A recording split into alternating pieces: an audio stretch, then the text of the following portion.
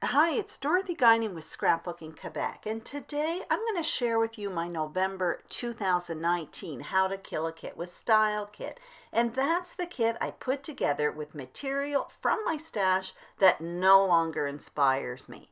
Basically what I do is I take this material and I beef it up with other products in hopes of creating a kit that will actually motivate me to use it.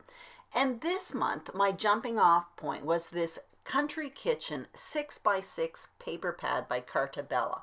That was lost in my material. It came in a grab bag at one point, and I had never even removed the plastic sticker from it. So basically what I did was I took that paper pad and I removed all 24 double-sided sheets and I cut off the branding strips, and then I flipped through them and I kind of made mini paper packs with 2 to 3 different prints. I did that off camera, but I'm kind of showing you here now. And then on the side, I have 2 piles of paper. One of them is printed paper, and most of it comes from Studio Calico. That's also part of my lost, forgotten stash. And then I also have a pile of cardstock. So what I'm going to do is create 4 mini paper packs here. So that's the first one you see on the screen there. I have cream cardstock with black, as well as those 2 buffalo checks and 3 different prints from that 6x6 paper pack. And now what I'm doing is creating the paper pack number 2. Now I'm leaving them on one side of the paper.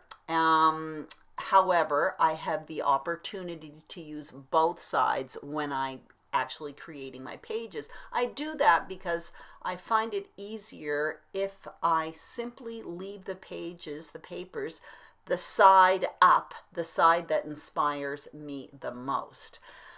All of these paper packs, most of them, I'm just putting in 2 12x12 printed sheets with cardstock along with this 6x6 paper pad. I don't usually work with 6x6 paper pads, so this probably is going to be a bit of a challenge for me, but I do know there's tons of inspiration out there on YouTube. I know Janet from RTS has done a series on 6x6, and she's actually doing another one now, so I'll be following that closely. I know Jen Chow has done a 6x6 paper pad series as well, or maybe hers was a class. Anyway, I'll be out there looking for inspiration for sure, and hopefully I'll be able to offer you some inspiration at the end of the month. Now that pack with the green paper in there, instead of adding black cardstock, I added that wood grain, and that as well came from my stash, from my old stash. I have it separated by manufacturers, and in that particular bag that came from, there was Cartabella material as well, so that's where that wood grain came from. I thought it would go well with this 6x6 paper pad, which is also from Cartabella.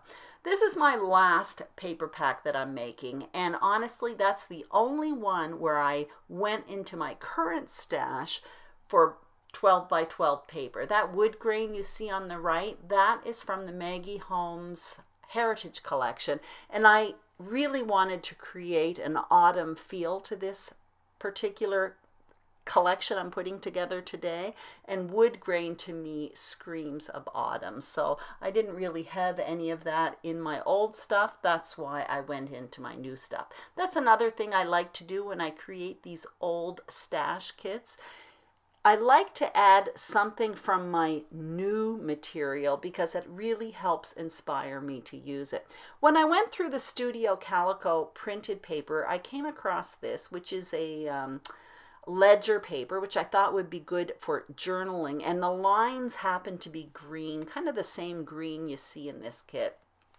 Those are 4 sheets of 6x6 paper that never actually made it into my page kits, and if I don't use them, I'm not going to be worried. If I use 20 out of 24, I'll be happy. Now what you see me doing is selecting titles and letters for this kit. So I have that one there. That's actually from the Maggie Holmes Heritage Collection. I've been using that a lot lately, and that's a really old one. They're like wood grain thickers with gold sparkly edges. Those are Thicker's titles. They have been kicking around in my How to Kill a Kit with Style kits for the past 2 months, and I'm hoping to finish them off this month. And finally, those are Tim Holtz Ideology sticker books. One has phrases and one has words. So those will last forever, but maybe I'll get to use some of them this month. So when I was looking for decorations, I went into my old stash, into the Carta Bella section, and I found 3 packs of decorations. 2 of them have barely been touched, the first 2 that you saw, and that set of ephemera there, I have used quite a bit of it. They are from a springy collection, but Carta Bella all has that same feel. I also came across this. This is a Heidi Swapp sticker sheet. I've never used it, but I've had it for about a year, but the labels on it really attracted me. I thought it had that kitcheny feel, which is kind of what that paper pad is all about, so I thought it would match. And finally, I'm finishing off this kit with some enamel dots. So I just selected a bunch of them from my stash.